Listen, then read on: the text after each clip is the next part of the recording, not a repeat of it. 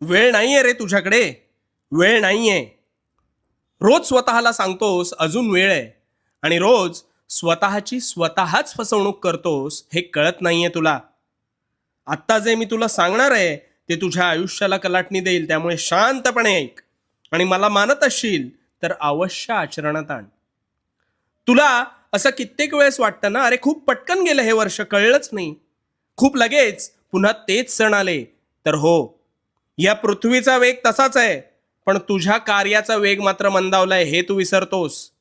ही धरणी त्याच वेगाने घिरट्या घालतीये, पण तू मात्र तुझ्या सुप्त मनाच्या आरामशाही जाळ्यात अडकून पडलायस. कसं ते सांगतो.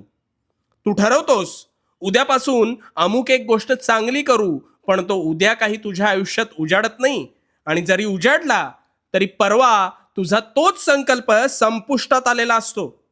आत्तापर्यंत हेच होत आलं.